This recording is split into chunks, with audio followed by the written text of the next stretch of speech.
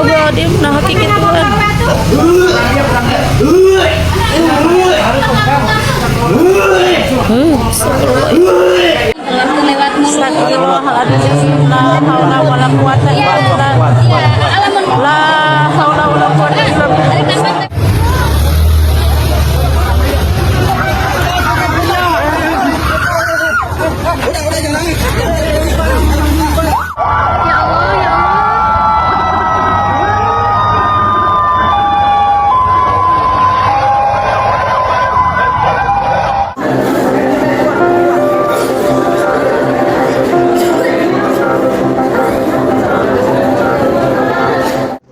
Satu nyawa pun, satu anak pun sakit, itu adalah menjadi tanggung jawab kami, adalah kesalahan kami sebagai pelaksana untuk harus memperbaikinya secara total.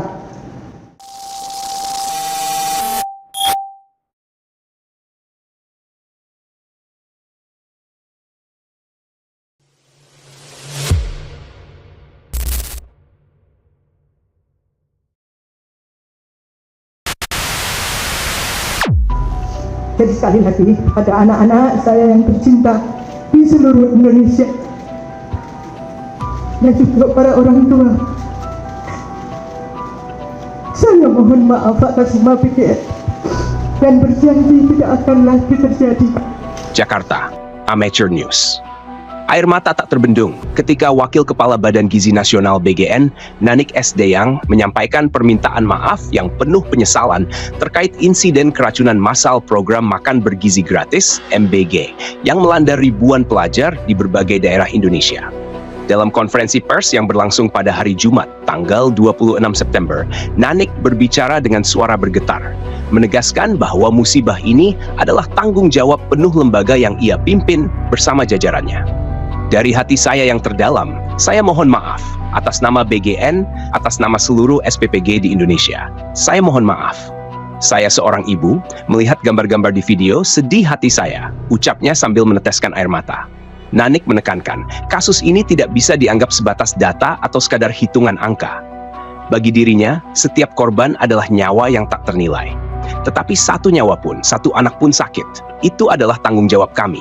Kesalahan kami sebagai pelaksana untuk harus memperbaikinya secara total. Sekali lagi, pada anak-anak saya tercinta se-Indonesia dan juga orang tua, saya mohon maaf atas nama BGN dan janji tidak akan lagi terjadi, tambahnya dengan penuh penekanan. Sebelum menangis, Nanik terlebih dahulu menegaskan sikap resmi lembaganya. Ia tidak ragu menyatakan bahwa BGN mengakui kesalahan dan bertanggung jawab penuh atas insiden pangan MBG yang menimbulkan keresahan nasional. BGN bertanggung jawab penuh atas kesalahan ini, katanya dengan lantang. Keracunan MBG meningkat. 2 daerah tetapkan KLB. Fakta di lapangan menunjukkan situasi kian mengkhawatirkan. Dalam 3 pekan terakhir, insiden keracunan MBG semakin meningkat hingga memaksa 2 daerah menetapkan status kejadian luar biasa KLB, yakni Kabupaten Bandung Barat di Jawa Barat dan Kabupaten Mamuju di Sulawesi Barat. Berdasarkan catatan resmi BGN per tanggal 22 September, jumlah korban telah mencapai 4.711 orang. Angka itu terbagi ke dalam 3 wilayah klasifikasi nasional. Wilayah 1 meliputi Sumatera dengan 1.281 korban.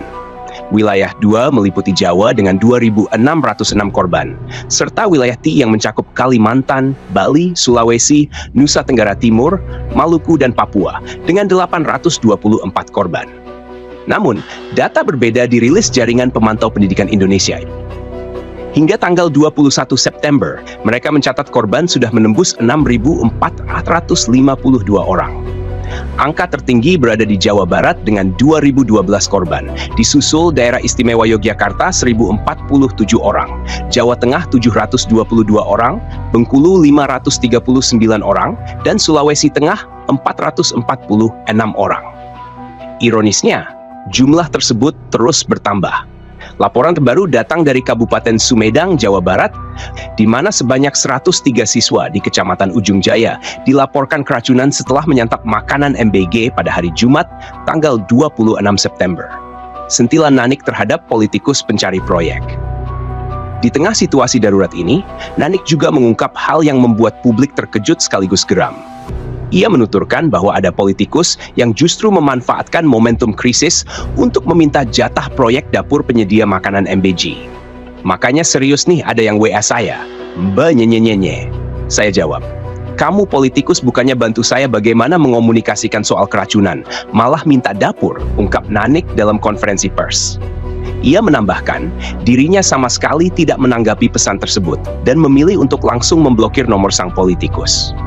Saya langsung blok. Enak saja lu ngurusin dapur ya lah. Saya nggak mau kayak begitu, tegasnya. Sikap tegas terhadap dapur MBG bermasalah. Nanik menegaskan komitmennya untuk mengambil tindakan tegas terhadap Satuan Pelayanan Pemenuhan Gizi (SPPG) yang kedapatan bermasalah. Mau punyanya jenderal, mau punyanya siapa, kalau melanggar akan saya tutup, saya nggak peduli. Karena ini nyangkut nyawa manusia, ujarnya dengan nada keras. Pernyataan tersebut memperlihatkan sikap tidak pandang bulu BGN dalam menindak pihak yang bermain-main dengan keselamatan publik. Bagi Nanik, keamanan makanan untuk anak-anak Indonesia tidak bisa ditawar dengan kepentingan siapapun. Di sisi lain, sejumlah pengamat menilai masalah ini tidak hanya sebatas teknis, tetapi juga struktural. Koordinator Nasional Jaringan Pemantau Pendidikan Indonesia, Ubaid Matraji, menyebut bahwa program MBG sejak awal dikelola dengan cara yang tertutup.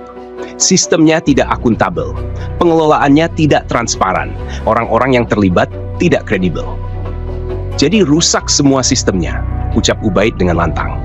Ia menambahkan bahwa praktik konflik kepentingan terlihat jelas dalam pelaksanaan program MBG.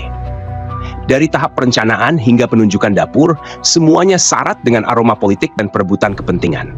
Bagaimana mulai dari perencanaan, penunjukan dapur, itu yang terbuka.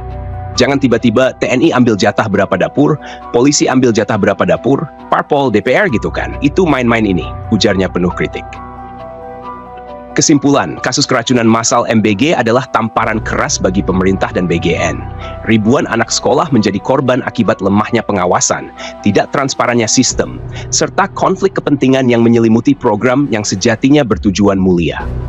Meski permintaan maaf Nanik Esdeyang menyentuh hati, air mata saja tidak cukup untuk menghapus luka keluarga korban dan trauma ribuan siswa. Saran ada beberapa hal penting yang harus segera dilakukan. 1. Transparansi total dalam pengelolaan MBG, mulai dari perencanaan, penunjukan dapur, hingga distribusi makanan.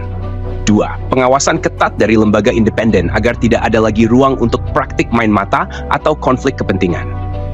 3. Sanksi tegas terhadap dapur penyedia yang terbukti lalai tanpa pandang bulu, termasuk bila terhubung dengan aparat atau pejabat. 4. Evaluasi menyeluruh terhadap sistem logistik dan kualitas makanan, agar keamanan dan gizi benar-benar terjamin. Hanya dengan langkah konkret dan kesungguhan, kepercayaan masyarakat terhadap program makan bergizi gratis bisa dipulihkan. Jika tidak, program yang seharusnya menjadi investasi bagi masa depan bangsa justru akan terus menjadi sumber bencana dan kekecewaan. Kami juga mohon dukungan kepada semua pihak. Untuk berikutnya saya mohon kepada masyarakat ikut mengawasi jalannya dapur MBG.